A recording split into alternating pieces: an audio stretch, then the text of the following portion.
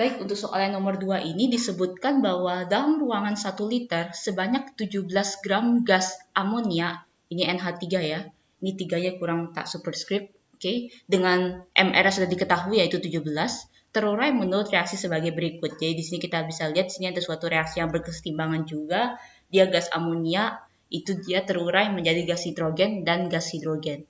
Lalu ditanya, bila pada keadaan setimbang, diperoleh perbandingan mol antara amoniak dengan mol gas hidrogen itu adalah 2:1. Kita disuruh menentukan besarnya ketiga hal ini. Yang pertama adalah derajat disosiasi gas amonia, dan yang kedua Kp, dan yang kedua adalah Kc, dan yang ketiga adalah Kp pada suhu 250 derajat Celcius. Kita akan coba hitung satu-satu ya. Yang pertama, saya akan coba tulis dulu reaksinya, 2NH3, ini semua berfase gas ya. Dia terurai menjadi gas nitrogen ditambah dengan 3H2 gas ya. Kita coba cek sekilas apakah dia sudah setara. Sudah ya, sudah setara ya. N-nya semua ada 2 dan H-nya semua ada 6. Jadi semua sudah setara baik di kiri maupun di kanan. Dan dibilang bahwa dia sebanyak 17 gram gas amonia dengan MR 17. Berarti kita harus cari dulu mol amonianya ya. Mol NH3-nya.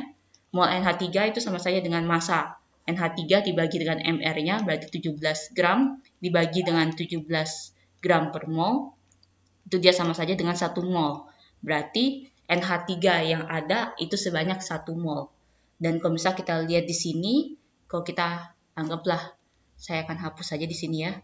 Yang mol NH3-nya kan yang ada adalah sebanyak 1 mol ya. Mol NH3-nya itu adalah 1 mol. Oke, dan kalau kita lihat di sini, karena ini sudah setara, kita coba cek perbandingan koefisiennya.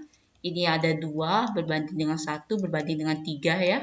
Dan kalau kita lihat di sini untuk molnya, yang pertama kita harus tulis mol mula-mula bereaksi dan setimbang kalau dalam kesetimbangan kimia, kalau dalam reaksi yang saling berkesetimbangan.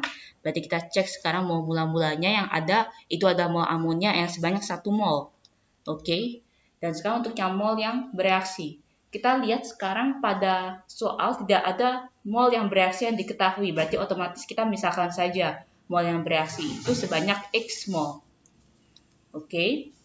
Lalu setelah itu, seperti yang kalian sudah ketahui bahwa perbandingan koefisien itu sama dengan perbandingan mol. Nah, perbandingan mol yang bereaksi inilah yang sama dengan perbandingan koefisien. Kalau kita lihat, yang NH3 dan koefisiennya kan adalah 2.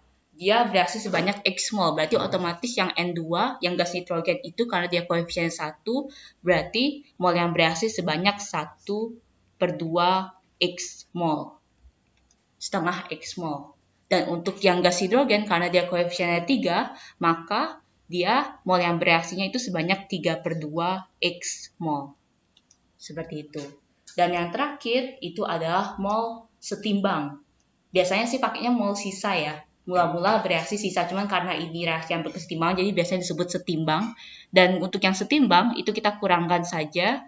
Untuk yang mol yang pada reaktan, berarti 1 min X mol. Sementara untuk yang hasilnya yaitu gas nitrogen dan gas hidrogen itu kita langsung saja tanpa kita kurangkan apa-apa. Setengah X mol dan 3/2 X mol. Dan sekarang yang paling penting dalam soal ini diketahui pada keadaan setimbang itu dia diperoleh perbandingan antara mol amonia dengan mol, kok saya tulisnya nitrogen ya. Mol amonia dengan mol gas hidrogennya itu sebesar 2:1. Nah, kita lihat di sini, kita perhatikan di mol yang paling bawah, yaitu mol pada saat keadaan setimbang. Berarti otomatis kita tulis mol NH3-nya yang setimbang kan adalah 1 min X. Berarti 1 min X mol dibagi dengan mol N2-nya itu adalah setengah X mol. Itu sama dengan 2:1. Kita coba kali silang, berarti 1 min X kali 1 ya. 1 min X kali 1 dikali sama dengan 2 dikali dengan setengah X. Berarti 1 min X itu sama dengan X. Berarti otomatis 2X itu sama dengan 1. Dan kita dapat X-nya itu sama dengan setengah. Berarti kalau kita dapat X sama dengan setengah, saya akan tulis ya. X sama dengan setengah. Kita akan coba ubah semua X-nya ke dalam setengah. Sehingga kita dapat jadinya reaksinya itu adalah B-nya yang awalnya dia X mol, berarti dia menjadi setengah mol yang bereaksi. Setengah mol. ya kan? Dan untuk yang N2 yang bereaksi itu berarti setengah dikali dengan X, berarti setengah kali setengah, itu berarti 1/4 mol. Dan yang 3H2 berarti 3/2 mol, berarti 3/4 mol yang bereaksi. Berarti mol setimbangnya itu adalah setengah kurang 1 itu adalah setengah mol. Ini berarti tetap saja 1/4 mol. Dan ini 3/4 mol. Oke. Dan sekarang yang tanya yang untuk A itu ada derajat disosiasi gas amonia. Yang namanya alfa atau derajat disosiasi itu sama saja dengan mol, perbandingan antara mol yang bereaksi dibagi dengan perbandingan antara mol yang sudah ada atau mol mula-mulanya. Karena yang tanya adalah derajat disosiasi gas amonia, berarti otomatis kita perhatikan yang amonianya saja. Berarti alfanya itu sama dengan mol bereaksinya adalah setengah ya. Setengah dibagi dengan mol mula-mulanya adalah 1. Berarti otomatis alfanya itu adalah setengah. Atau kalau kalian ingin ubah ke dalam bentuk persen, berarti setengah dikali 100%, sehingga kita dapat derajat disosiasi dari gas amonia itu sebesar 50%. Jadi ini untuk jawaban yang nomor A. Sementara untuk yang nomor B yang ditanya adalah KC ya. Berarti untuk mencari nilai KC itu adalah perbandingan perbandingan konsentrasi pada zat hasil dibagi dengan perbandingan konsentrasi pada reaktannya. Tapi ingat, kita harus melibatkan koefisiennya juga. Jadi KC itu sama dengan konsentrasi dari N2 dikali dengan konsentrasi dari gas hidrogen ya, gas H2 dipangkatkan dengan 3, karena dia koefisien dari H2 itu adalah 3, dan dibagi dengan konsentrasi dari amonia dipangkatkan dengan 2, karena dia koefisiennya itu adalah 2. Oke? Dan karena di sini ada dalam bentuk mol, kita lihat sekarang. Dia dalam ruangan 1 liter, yang namanya molaritas itu sama dengan mol per volume. Berarti otomatis semua harus dibagi dengan 1. Jadi kita akan dapat menjadi N2-nya kan adalah 1/4 ya. 1/4 bagi 1 berarti tetap 1/4. Dikali dengan H2-nya itu ada 3/4. 3/4 bagi 1 tetap 3/4 ya. 3/4 dipangkatkan dengan 3. Dibagi dengan NH3-nya itu ada setengah dibagi 1, setengah dipangkatkan lagi dengan 2. Sehingga kita dapat jadinya untuk yang KC-nya itu adalah 1/4 dikali dengan 3/4 pangkat 3 itu sama saja dengan 27/64. Dibagi dengan 1/4. Ini kita coret-coret sehingga kita dapat KC-nya itu adalah 27/64 atau sama saja dengan 0,422.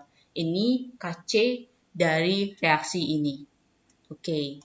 Dan selanjutnya untuk yang paling terakhir itu adalah KP-nya. KP-nya pada suhu 250 derajat Celcius. Dan karena kita sudah tadi ketahui KC-nya itu tadi berapa tadi?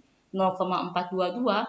Kita tidak perlu mencari tekanan totalnya terlebih dahulu. Kita mencarinya langsung dari KC-nya. Hubungan antara KC dan KP itu bisa dirumuskan dengan KP sama dengan KC dikali dengan RT pangkat delta N. Saya akan jelaskan ya.